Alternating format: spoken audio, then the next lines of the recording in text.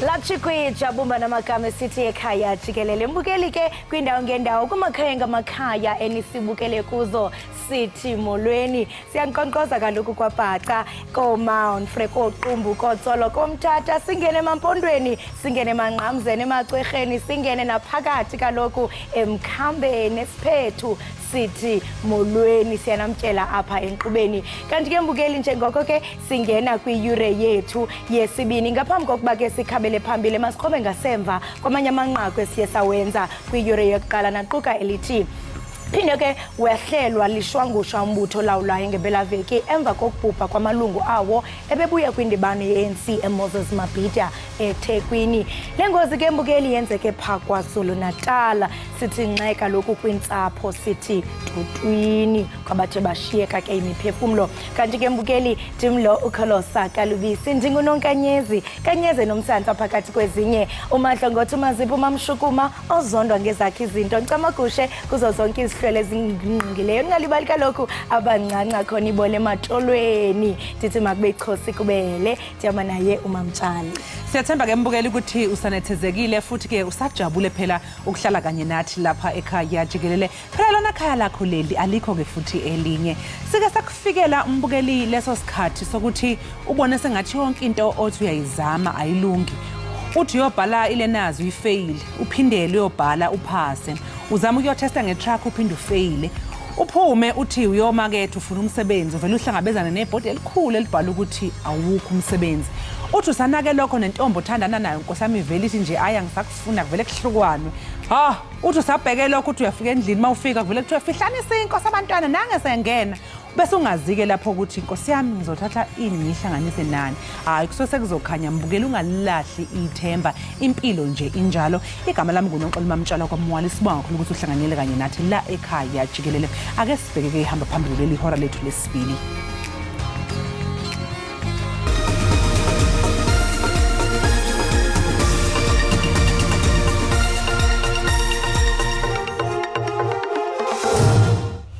We're very sad that on their way back home in Mpumalanga, these are comrades from the Chief Albert Luthuli sub-region and perished on the road. Liphinde lehlelwa ngumshophi iqembu elibusayo ngempelasonto ngemva kokushona kwamalungu ayo abebuya embuthanweni we-ANC enkundleni yezemidlalo iMoses Mabhida eThekwini. Le ngozi yenzeke KwaZulu Natal.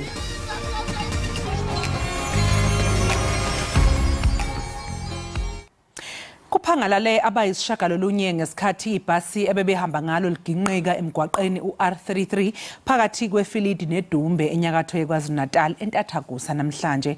Kukholakala ukuthi leli bhasi belibuyele eMpumalanga lisuke emcimbini we-ANC eMoses Mabhida eThekwini nokuyilapho beyethula khona izethembiso zokhetho.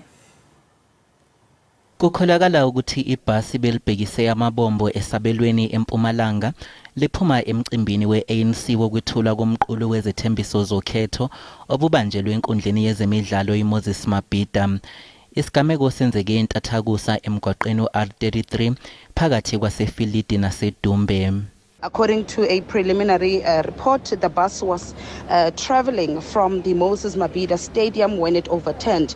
8 people have so far been confirmed dead and scores injured. Those that are injured have been taken to various hospitals in the area for medical care. Okhulumela i-ANC uMahlengi Bhengu Motsiri uzwakalise ukushaqeka wadlulisa amazwi enduduzo emindenini esemanzini. We're very sad that on their way back home in Mpumalanga, these are comrades from the Chief Albert Luthuli sub-region and perished on the road. They were in a bus. But we do want to say to members of the ANC, condolences. More importantly, we want to say to the communities where they came from, to the families, more importantly, immediate families, extended families, their loved ones, their friends, and their closest comrades, that akwehlanga lungehlanga.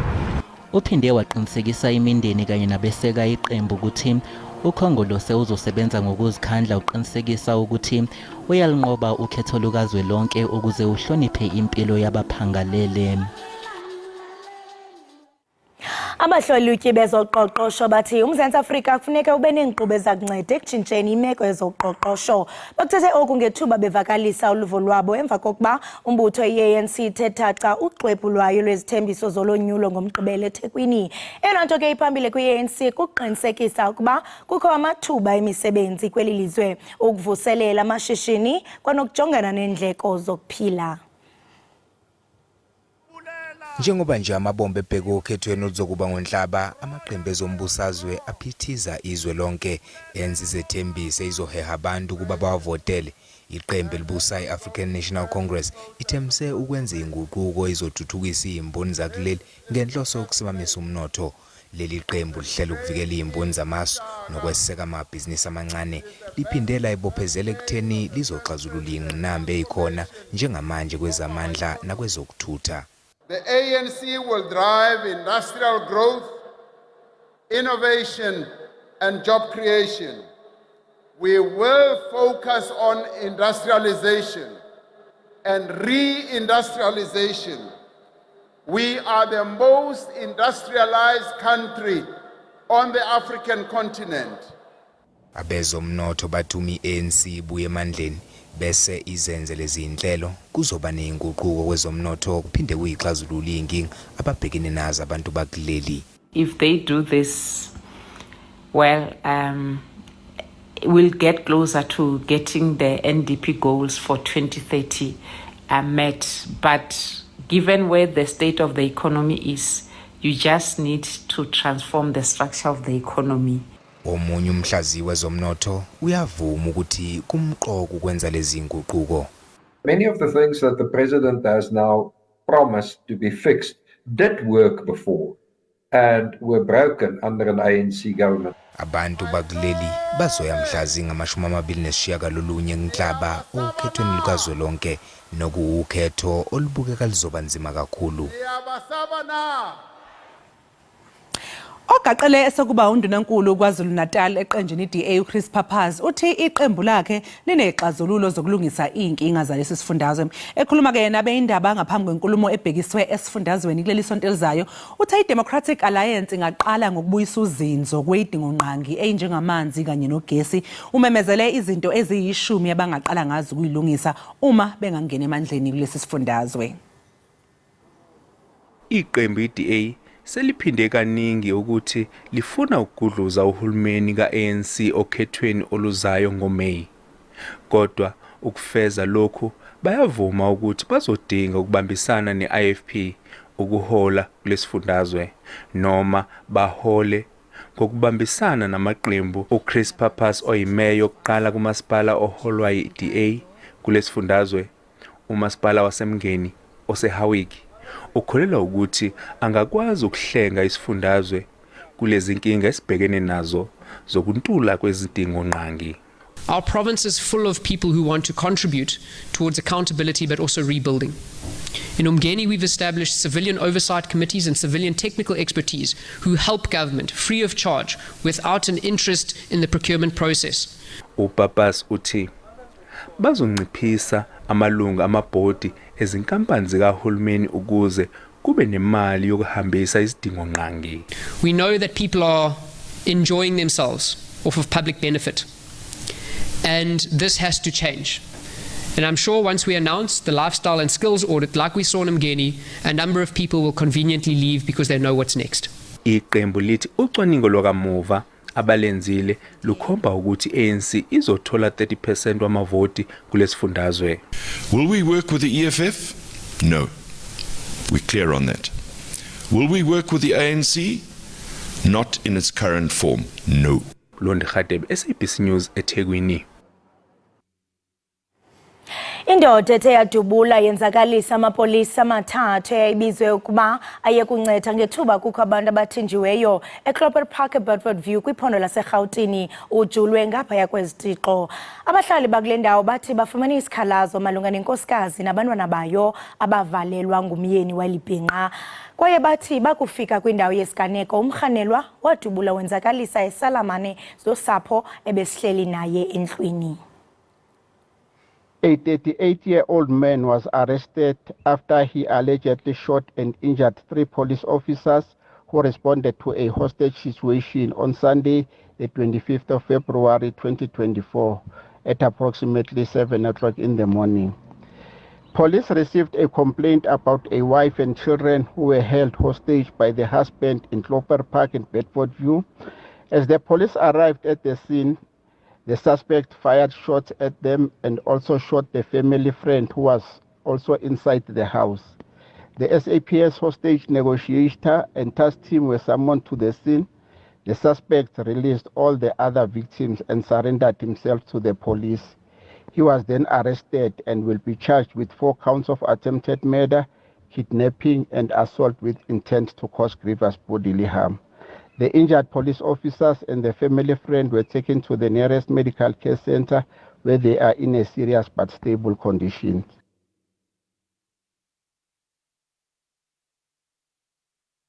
Abaholi bamazwe ase-Afrika bancome kakhulu amagalelo abe ngumengameli wezwe laseNamibia uHage Geingob enkonzweni ke yokufihla kwakhe namhlanje eVenduk. uGeingob wedlule emhlabeni ngasekuqaleni kwalenyanga emva kokugula ngenxa yomdlavuza. Inkonzo yokufihlwa kobe ngumengameli wezwe laseNamibia uHage Geingob beyihanjelwe nangomengameli abangaphezulu kwama-20 abebeqhamuka emazweni ahlukene alapha eAfrika. Ungqongqoshe uNkosazana Dlamini Zuma obemele umengameli waseNingizimu Afrika uCyril Ramaphosa uchaze uGeingob njengomholi obephokophelele ukuthuthukiswa kwezwekazi lase-Afrika. Dr. Geingob offered so much to the people of Namibia, of our region, the continent and the world. He believed in peace and shared prosperity and was unflinching in pursuit of the Pan-Africanist ideals. President Geingob initiated the Harambee Prosperity Plan 1 and 2, where the stated objective of strengthening effective governance architecture, the social progression of vulnerable and economic infrastructure advancement for Namibia, as well as enhancement of Namibia's standing in the international arena. Dr. Geingob championed the creation of Namibia's Sovereign Wealth Fund. Umengameli omusha waseNamibia uNangolo Mbumba wethembise ngokuthi uhulumeni wezwe uzoqhubeka lapho kugcine khona obe ngumengameli uGeingob. Isikhululo sikanomathotholo i-SABC kwekwezi FM ngokubambisana ke nomasipala waseThembisileyani simambe umsitho wokuqala wenkcubeko phansi kwentetho ethi sikhakhanise ngesikhethu, nto leyo ethetha ukuba zingce ngemvelaphi yakho. Masibone mbukeli konke okuthe kwaqhubeka kulo msitho. Bekusindwe ngobethole emcimbini wokubungaza amasiko ahlukene kumasipala iThembisileyani kwaMhlanga eMpumalanga. Kulo mcimbi osihloko sithi zikhakhazise ngesikhethu, osomabhizinisi abasafufusa banikezwe inkundla yokukhangisa ngemikhiqizo yabo. The business I'm running is an apparel business, so all we do is all about apparel and clothing for everyone. Main ages is between your youth ages mostly. So even exhibitions like this work for us because they give us more exposure around the community and to the relevant older people that want to see us grow. Abathandi bobumnandi nabo babheme bakholwa kulo mcimbi. Ngijabule kakhulu ngijabulele ikwekwezi FM wasilethela umnyanya omkhulu ozengaphana eMpumalanga. Ngijabule kakhulu. Isizwa mnandi sankari sindebele ngoba lisiko lami njengoba bathi ukuthi zikhakhazise ngesiko lakho. Ngiyazikhakhazisa ngesiko lami futhi ngiyasithanda singene ehlizweni. Abahleli bomcimbi bathi inhloso yawo ukubungaza amasiko ahlukene kulo masipala. Ingikhambeli zethu zonke zitshengise ithabo hle, zitshengise ukuthabela umnyanya. Nawuthi uyazwa njenganje kuhloko mangenye indlela itatawini leSolomon Mahlangu zitshengisa ukuthabela umnyanya ngoba zifumene ithuba lokuthi zihlangane nabavuma babathanda ngobuduze, abosobukhwara babathanda ngobuduze, kuthi ngale kwalapho kodwa kwaba nethuba lokuthi bakwazi ukuthabela nakumvumo. Konke lokho kwenzeka ngegama lekwekwezi FM. Ngenxa yesasasa lawo kulonyaka kuthenjwa ukuthi usuzobanjwa minyaka yonke.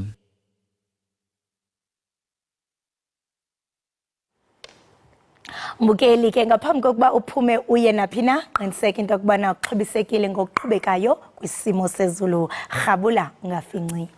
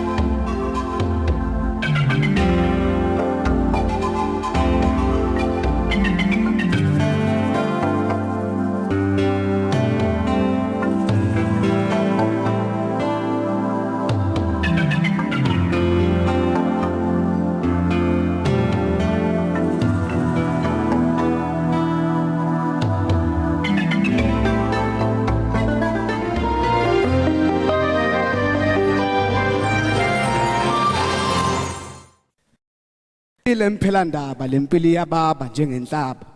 Wazini ngoba isiqela somphefumulo uyibuza imibuzo nawe ngokwazi ukuyiphendula.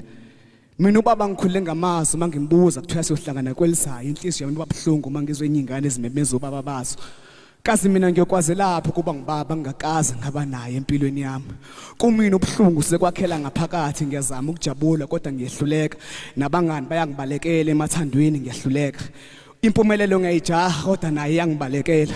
Jesu ngiyakucela saluse ungithethelela kuwe ngiyakhuleka. Nkosi simakade nami ngiyacela ngifane njengezinye ingane nami ngijabule. Sekuyisikhathi ngijahana nenjabulo kodwa angiyitholi. Simakade sesifikile emphelandaba kudilika iindaba lempilo yababa njengenhlaba. Wazini ngoba isiqela somphefumulo uyibuza imibuzo nawe ngokwazi ukuyiphendula. Okubulala inyama kokwazi ukubulala umphefumulo. Sonke siyazi ukuthi awishiyeli sigovusile. Kunoba babafe baphila bayaphila kodwa ingane zilala zidla imbuya ngothi ekhaya imali akayithumelile kodwa umbali imali ekhanda sekayitholile.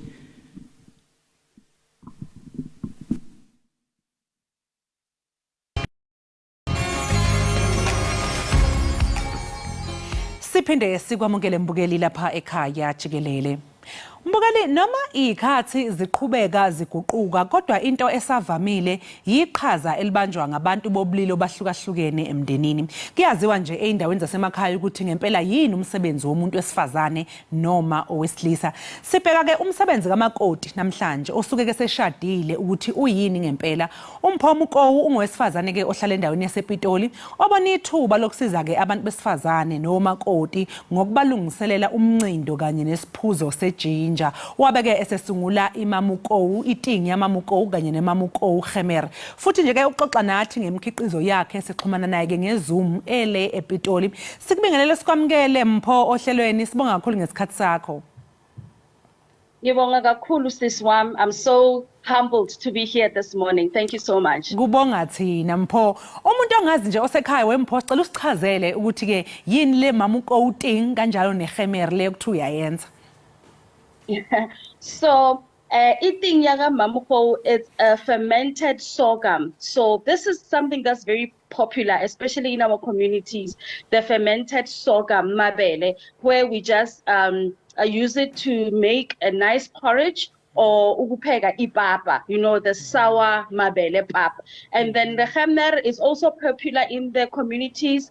It's a ginger khemer. It's a drink popular in funerals, parties, weddings. So, you know, these two products are very close to my heart because when I created them, it was just to bring some relief to the modern women. As a modern woman myself, someone who stays in my suburbs, you know, because my grandmother taught me how to do this. So ugogo wangifundisa ukwenza ikhemer nokwenza iting. So ngabona ukuthi no, there's a gap when you stay in the suburb. You know, most modern women don't know how to do this, or also abanaskati. So mina ngafika ngathi hayi ngizobayenzela, and you know, just to make things easy for them. And so far it has been good and iyangijabulisa kakhulu.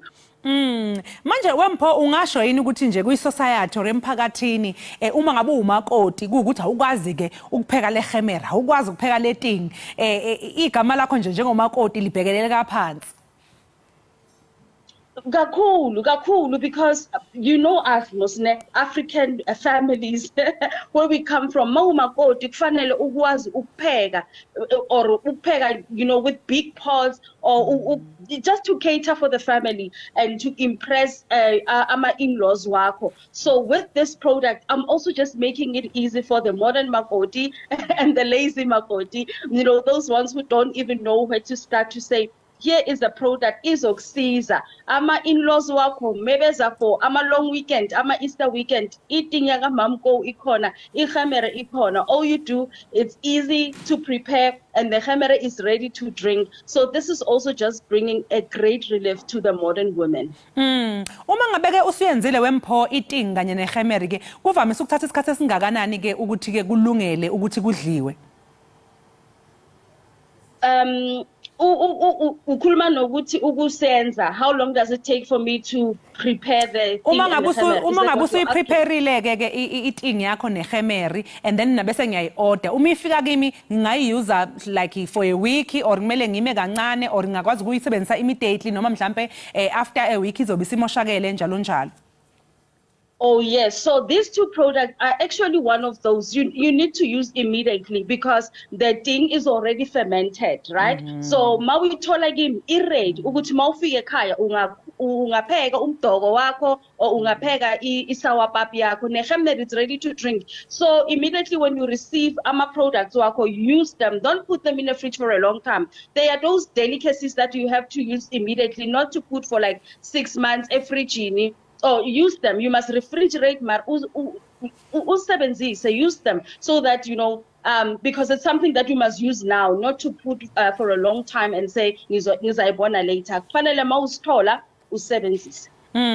So-ke isiphi nje wempho isikhathi sonyaka ongathi cha uyabona ke makulesi sikhathi ama-order ngena nganingi yini futhi ke isizathu salokho?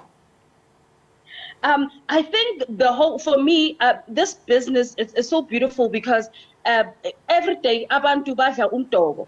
That's the nice thing about it. Abantu bayadla ipapa every day. So it doesn't really have, I would say, a peak time. But last year December was a great time because during December kunemishato, baptism, so many things, weddings, party, baby shower, none. So December was a good month for me last year. But I would say these two products also, the whole year. People can buy the whole year because there's always a party, a wedding, baby shower, Ekhaya. So I just make good business all year long, but I think last year December was one of my greatest seasons ukuthengisa. Manje wempho nje ubusho nawe ukuthi nje bekumatasa kakhulu ke ngoDecember, mhlawumbe bakhona nabantu osebenzisana nabo noma basebenza ngaphansi kwakho ke kuleli business lakho?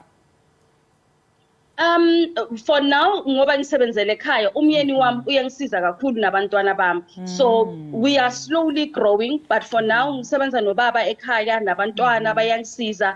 But the vision is there that I need to expand. Later on have an African cuisine restaurant where we sell eating, inyama yenhloko, things like muhodu, motwana, things like that.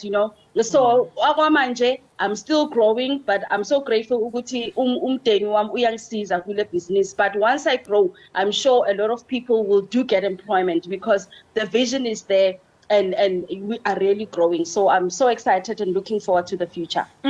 Wempho njengoba ukhuluma nje ngokuthi ke ngiyayibona ihemera yakho nentingi yakho okudayisa ukuthi kufanele ngu-order ke mangudinga.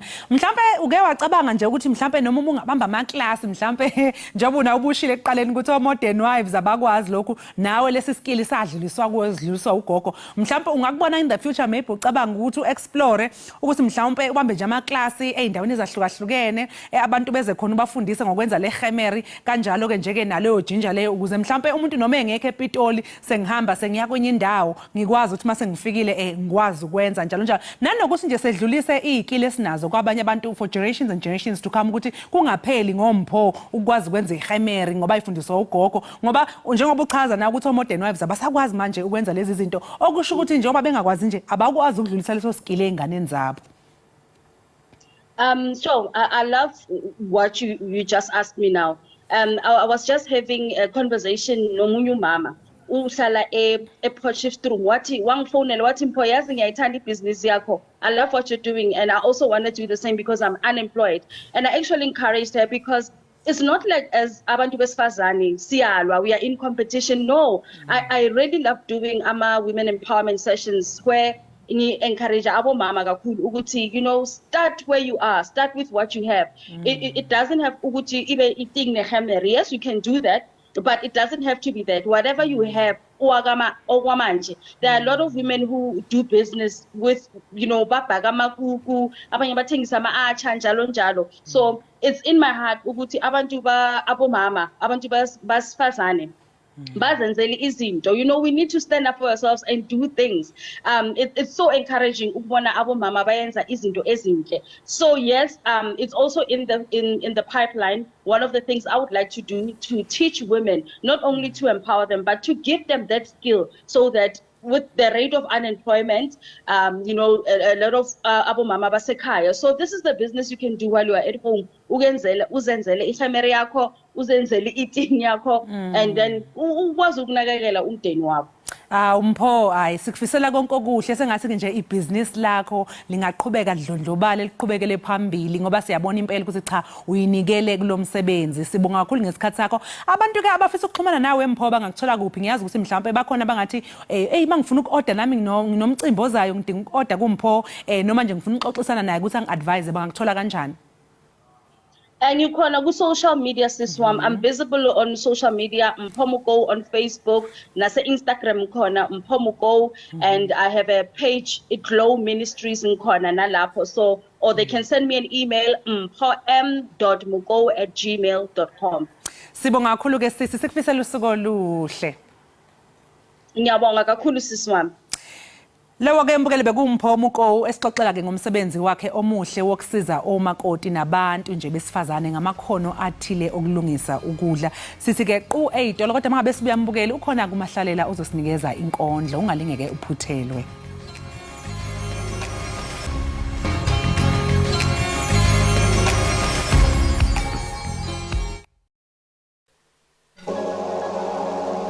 Kubeli igama lesiteshi kubela igama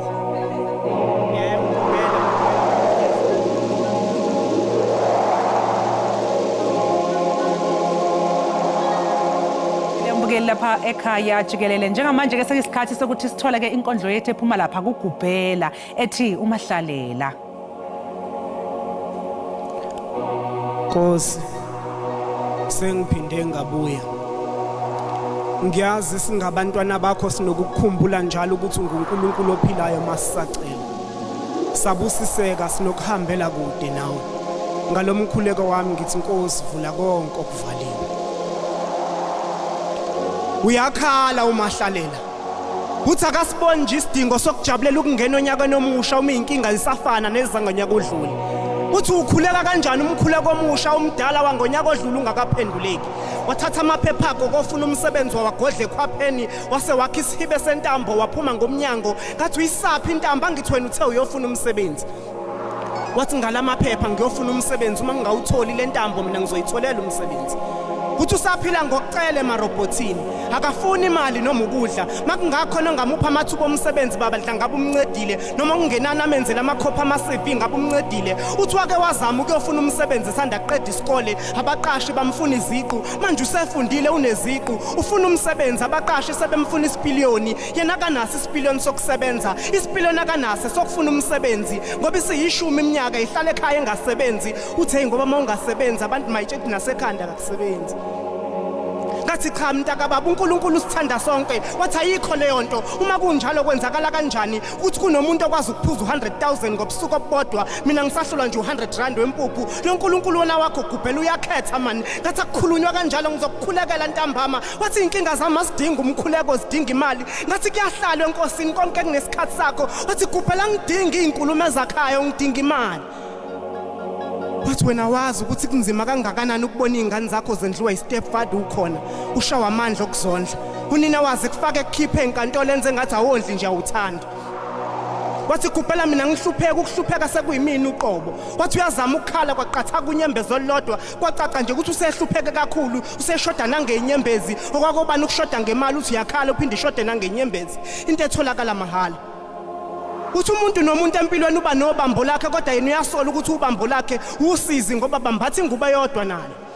Wathi kuphela ubotshela labangani bakhe abasebenzayo ukuthi bewuphathe kahle umsebenzi ngoba nathi la emakhaya sihleli nje sidinga wona lo msebenzi abawudelelayo. Wathi inkinga ngomuntu masesebenza uyakukhohlwa ukuthi kunjani ukungasebenzi ukhumbula njalo uma engasasebenzi nalezi iziyalo ngenzeka ke ningayithathi ngoba sivela kumuntu ongasebenzi. Nanku umbhalo ngokagubhela chapter 1 verse 1.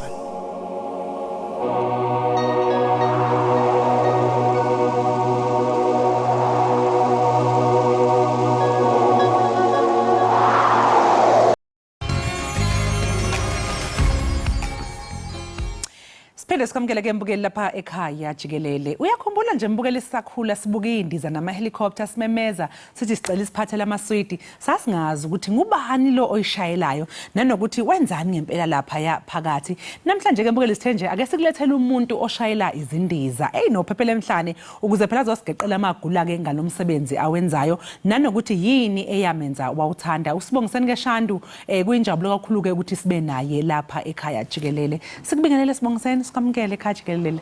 Siyabonga kakhulu. Ngiyabonga ukuthi ningibize nami ukuthi ngizokhuluma namhlanje kusasa. Hayi ngiyaqala mina ukuhlala nepilot like this.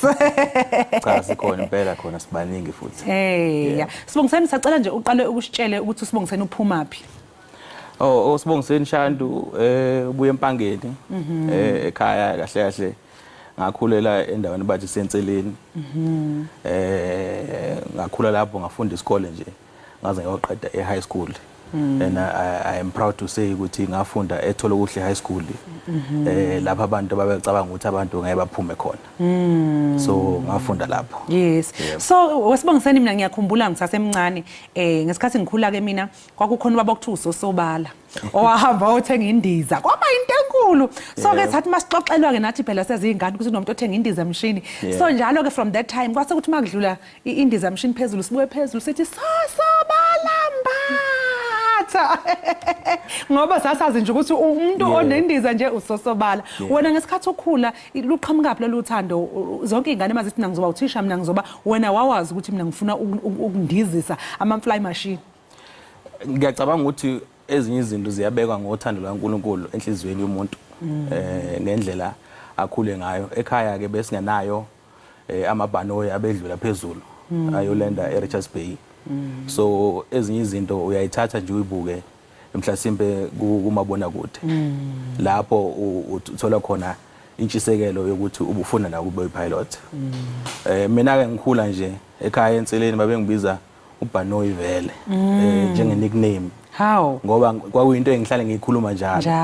Kanti vele uNkulunkulu uzoneceba ukuthi ngikwazi ukuthi ngiphumelele. Hawu bakithi siyabonga futhi uNkulunkulu abenalo. Manje wesibongiseni uma ngabe ke usubona ukuthi yiphupho lakho leli uyahamba uyafunda ke kufundelwa phi nje konje uma ufuna ukuthi ena undizise on-fly machine kuphi lapho kufundwa khona nokuthi kudingeka ini?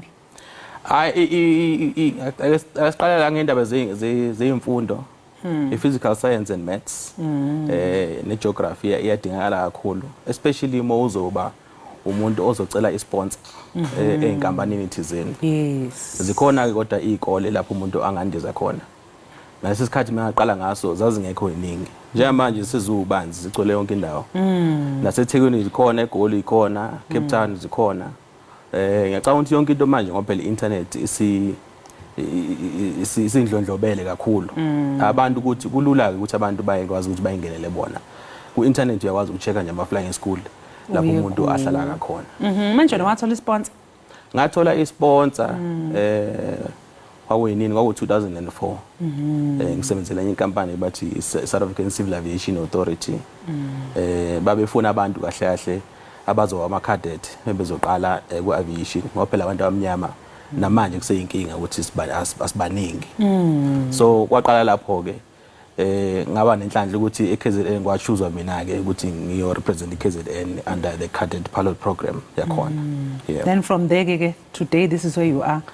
Hayi cha ngakho konke phela kwempilo sadlula ke saze safika lapha. Yes. So ungathi nje ke kuleso sikhathi before then namanje kulolu hambo lwakho lokuthi uzobe yipilot ikuphi mhlawumbe wabhekana nakho kwathi kubanzinyana kodwa hayi futhi waphinde wadlula kukho ngathi mhlawumbe omunye umuntu ongathi usafuna ukuhamba lolu hambo izinto ongamele ukuthi ayilindele. Iqiniso lokuthi ngoba vele sibancane zikhona igigaba ekhona endleleni. Ngoba umuntu mekubuka ukubuka nje uba yilento oyiyona. Akakubukeli ngezandla zakho ukuthi izandla zakho zigudi kangakanani. So ukuhamba kwesikhathi bakubona ngoba uyilento oyiyona. Kodwa ukuhamba kwesikhathi izandla zayikhulumela. Ngenhlanhla ke izandla siphiwe uNkulunkulu. So there comes a time ukuthi uma usuhambile lesi sigaba lesi stage engikuso mina izandla seziyayikhulumela. Yeah. So indaba yebala kuleli lomkhakha iyona inkinga kakhulu. Inkinga kakhulu ya. Nanokuthi nje yimuphi umsebenzi mhlawumbe osuwenzile noma usukuphi ke manje njengezinga nje lokusebenza usuflyele kuphi nanokuthi iziphi mhlawumbe inkampani nje like nje usithi entice.